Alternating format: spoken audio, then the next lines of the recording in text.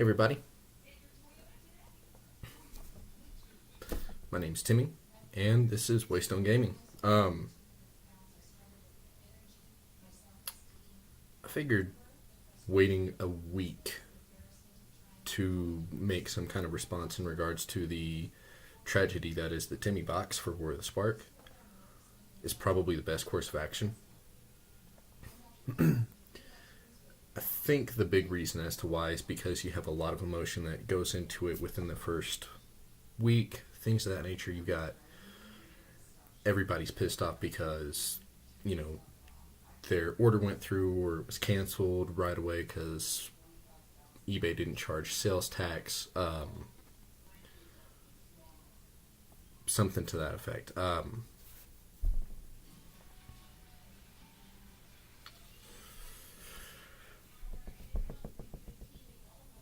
I did get an order to go through.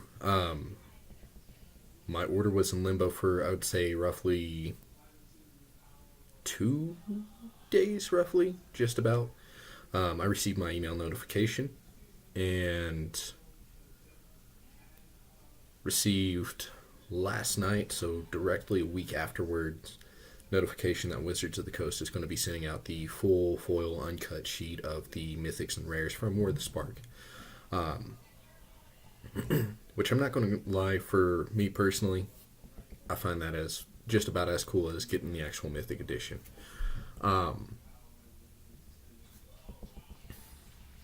You've got a lot of people that are pissed off about it. There's a class action lawsuit that's trying to get off the ground now, saying it's a breach of contract and this and that. And you've got everybody crying out that, you know, the masterpieces should have been in the booster packs alternatively rather than doing a 12,000 print run, so on and so forth. WotC didn't know what they were doing, which I can understand to an extent. I think WotC knew exactly what they were doing. I think they had an idea of what to expect. Reason I say that is because of the fact that when they announced the Mythic Edition, very first thing that they did was they said, hey, we're doing a Mythic Edition for War of the Spark, and we're going to include Eugene and Jace. First two cards they showed off, and then they showed off the rest of them. So, of course, you've got, like, Gideon Blackblade, you've got Nico Bolas, the Dragon God, Nahiri, the Harbinger, Tezzeret Master, Sarkhan Unbroken. I feel like there's one I'm forgetting, possibly. But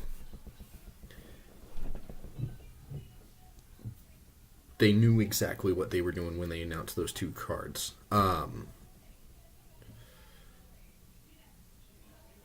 Now,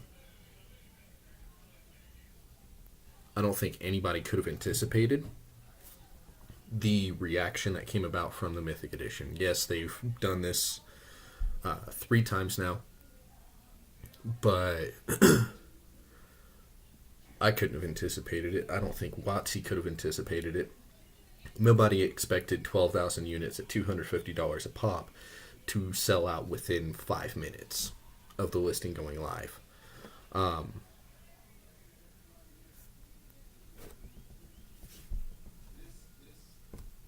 I think the reason they went with the 12,000 units is because of the fact that when they did Ravnica Allegiance, the absolute abyssal, just not even abyssal, abysmal is a better word actually, but the abysmal performance of the sales of the Ravnica Allegiance Mythic Edition scared WotC. That's why we went from 22,000 units that didn't actually sell out down to 12,000 units and cut it down, I want to say, by about 45% for the actual print run.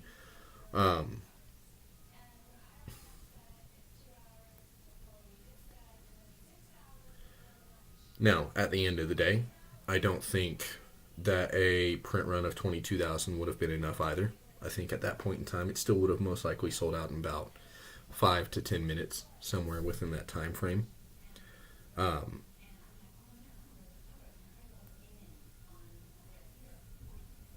That's my personal perspective on it, and it caught everybody off guard. I mean, now you've got people, even still a week after the fact, that is pissed off still, understandably so. Received an order confirmation that you got the product, and come to find out you're not getting the product.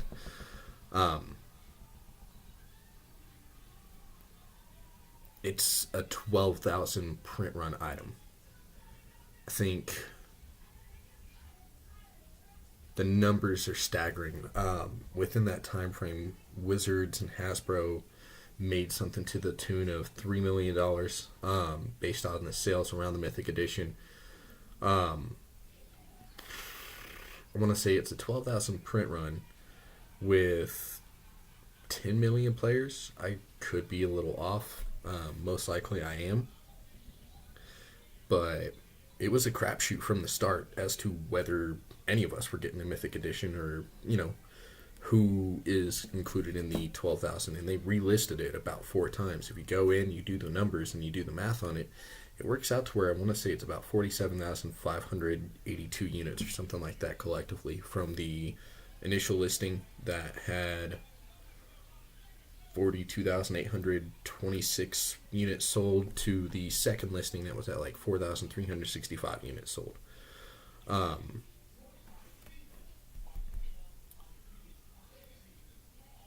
So that makes it about 4,700 or 47,200 and some change. Either way, it became, after a certain point, it became a crapshoot and a lottery in and of itself as to who's actually going to be getting the lottery cards.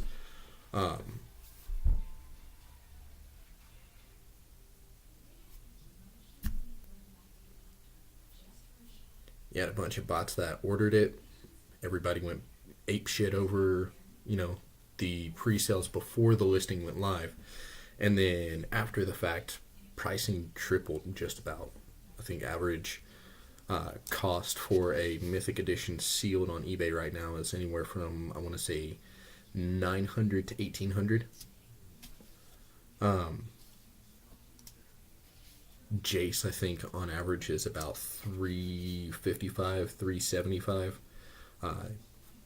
Eugene is, I want to say, $275 roughly. And it just goes down from there. It's asinine. The reactions have been asinine. The scalping has been asinine. And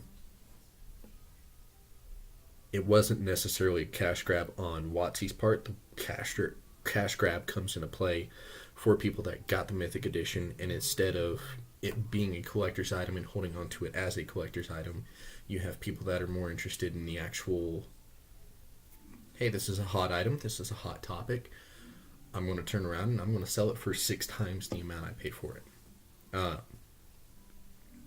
Watsy doesn't see any of that money. That goes to the person you buy it from. I think at the end of the day, again, it was never guaranteed that you were going to get a Mythic Edition. There's only 12,000 of them.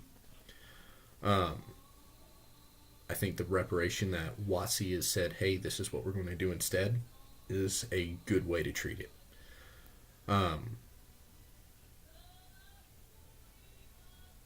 Once I get mine, I'll probably do a video showing it off. Who knows? I mean, I think it'll be cool. But sure enough, I mean, I guess the TLDR section of this is, the reaction has been absolutely unnecessary, just for the simple fact that everything falls within the terms and conditions that eBay set. Class action lawsuit, I would be surprised if it actually gets off the ground and they find a cause for it to be a valid lawsuit.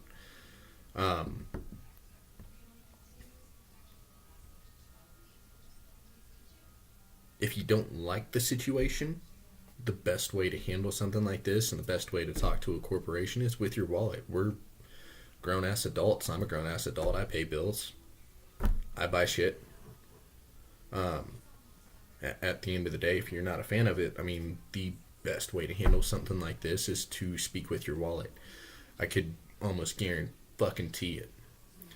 Modern Horizons is probably going to have a Mythic Edition. I'd be surprised if they didn't. And it'll be the same exact clusterfuck that we went through the previous 3 times.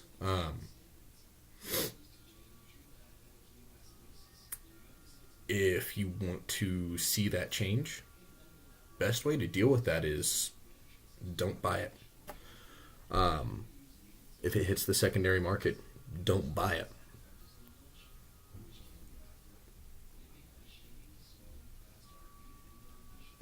That's all I can say. I mean, WotC recognizes the secondary market. If they didn't, they wouldn't have announced the first 2 cards being Jace, the Mind Sculptor, and Eugene, the Spirit Dragon. They wouldn't recognize the secondary market by keeping the reserve list active.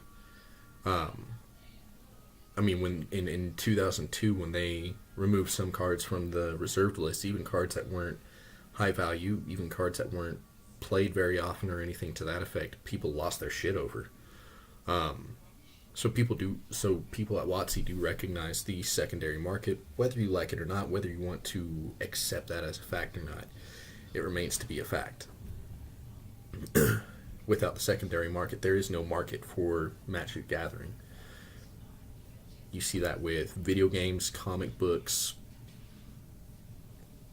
most anything that has to do with collecting anything.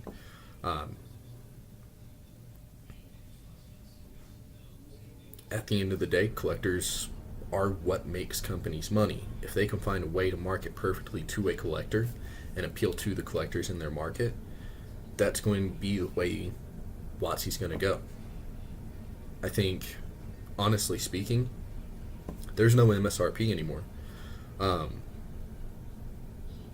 Say, for example, everybody that cries and wants Masterpiece cards in booster packs and wants them to be the lottery item they were with Battle for Zendikar, Hour of Devastation, Kaladesh, and all that.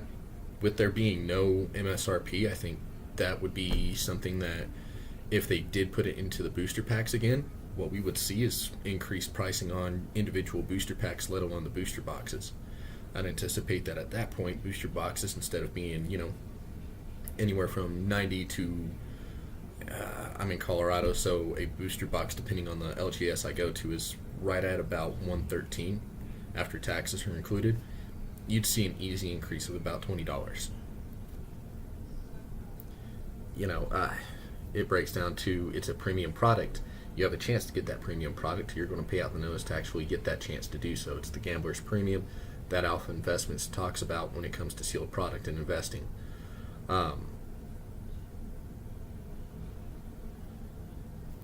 Yeah, that's my opinion on it. I don't anticipate anybody really going into watching this or anything like that. If you do, dope. I'd love to hear your opinion. Leave me a comment. Tell me I'm wrong. Share your opinion. Let's have a discussion. Opinions are like assholes, and everybody stinks, so I'm airing mine out for y'all to see. Deuces.